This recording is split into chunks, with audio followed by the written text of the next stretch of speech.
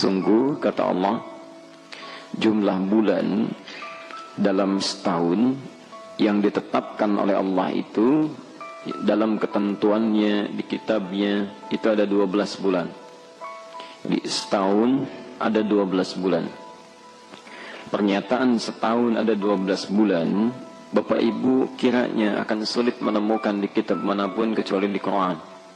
Setahun 12 bulan. Dan kalimat bulan di dalam Quran yang menunjuk pada waktu disebut dengan syahrun itu. Syahrun, jadi ada bulan dalam bentuk fisikal, itu disebut dengan qamar namanya. Jadi kalau qamar itu fisiknya, ya, alhamdulillah. Qamar fisiknya.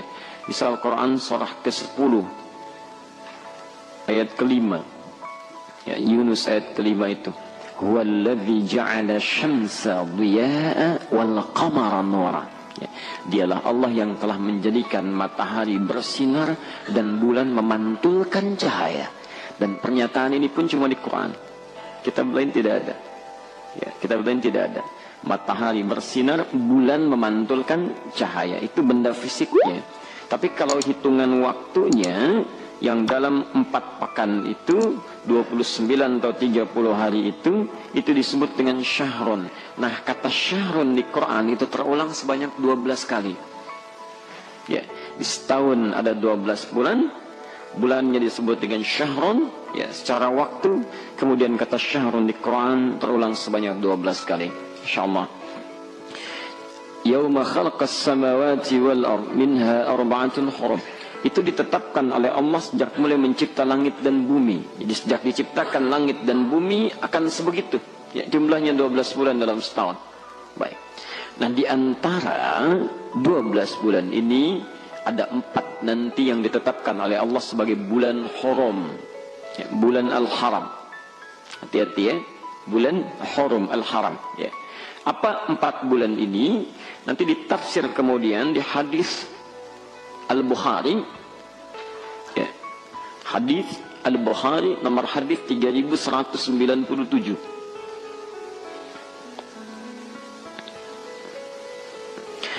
Az-zamanu qad istadara kahayatihi yawma khalaqas samawati wal arda minha arba'atun hurum. Kata Nabi SAW menafsirkan ayat ini, waktu itu akan terus berputar, beredar, tidak akan kembali. Ya. Jadi kalau Anda tidak berbuat baik hari ini, itu tidak akan berulang, rugi Anda. Ada kesempatan untuk sedekah, tidak ada gunakan, rugi. Ada kesempatan untuk ibadah sunnah, tidak ada gunakan, rugi. Ada kesempatan untuk salat tahajud, Anda gunakan nonton bola misalnya, tidak akan berulang. Hari ini akan hilang, besok sudah berganti. Ya. Demikian Allah sudah menetapkan, ya, kahayatihi yauma khalaqas samawati wal ardh, sejak diciptakan langit dan bumi seperti itu waktu. Ya. Makanya kalau Anda tidak gunakan waktu ini dalam kebaikan, ruginya luar biasa. Apalagi yang tidak beriman. Maka turun ayat wal 'asr innal insana lafi khusr. Sungguh kata Allah, demi waktu yang selalu kita lalui. Asr itu bukan sore ya. Ingat, asrun itu bukan sore. Asrun itu setiap saat yang kita lalui, setiap masa yang kita lewati itu asrun. Orang Arab mengatakan al-waqtul ladzi yu'asiruna fahuwa asrun. Setiap waktu yang kita lalui, setiap detiknya itu disebut dengan asar.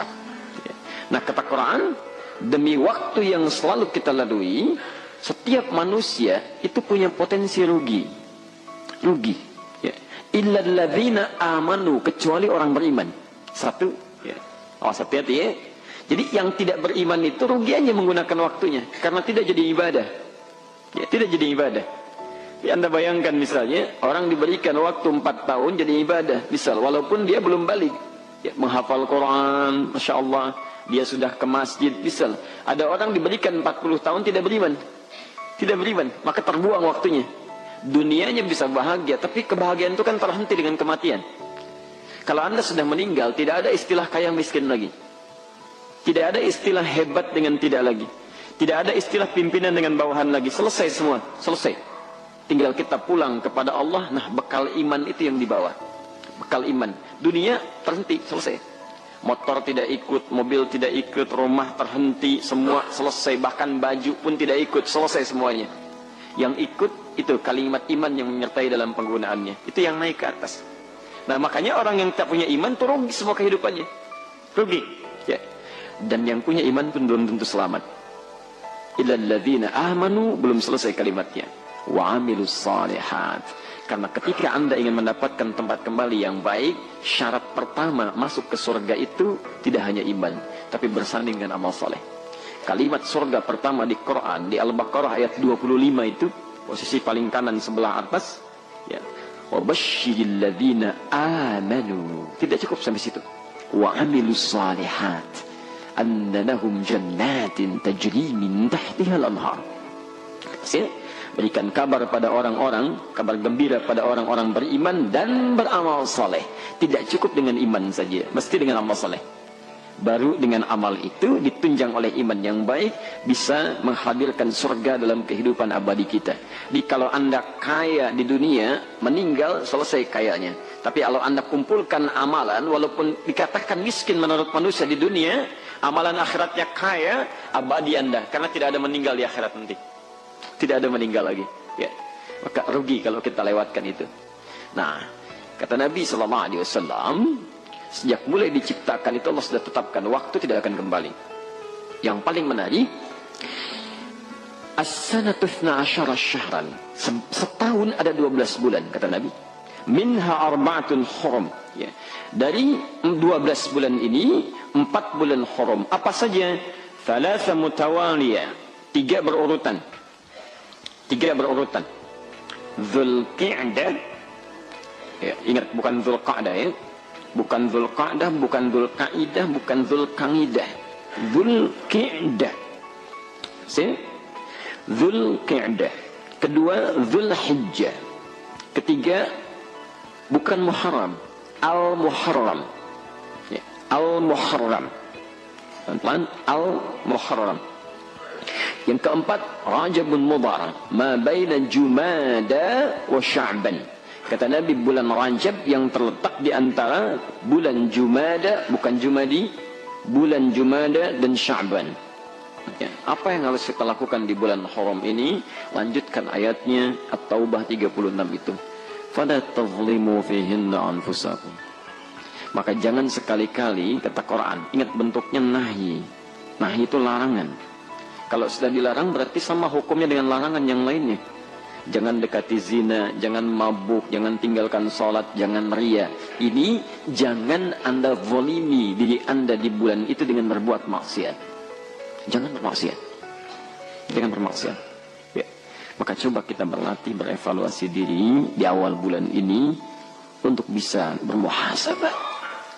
Coba tinggalkan maksiat. Tinggalkan maksiat. Ya. Karena ini perintah Allah dalam bentuk larangan. Kemudian menjadi fitrah dalam kehidupan. Anda bisa bayangkan ya, orang jahiliyah saja, bahkan sebelum datang Nabi, itu kalau punya sudah sampai ke bulan Al-Hurum yang 4 bulan ini, mereka punya kesepakatan bahkan yang tak tertuliskan. Tindakan kriminal terhenti. Yang biasa bertempur gencatan senjata, biasa berperang selesai di bulan itu. Bulan itu aja ya. Kalau ada yang mau berkelahi, tidak dilakukan. Kalau ada yang ngolok-ngolok, nanti saya balas setelah selesai bulan haram, saya balas lagi. Ini unik tuh. Sebulan enggak tuh. Ya. Biasa mabuk, Masya Allah. Pokoknya semua keburukan itu mereka hentikan. Mereka hentikan. Ya, selama bulan haram. Anda bayangkan, orang jahiliyah saja yang diutus Nabi untuk memperbaiki akhlaknya, di bulan-bulan haram, mereka meninggalkan perbuatan buruk. Masa Anda yang sudah dikeluarkan dari jahiliyah, kembali ke masa jahiliyah? Orang jahiliyah pun tidak melakukannya. Ya. Orang jahiliyah di bulan haram, mereka meninggalkan perbuatan buruk.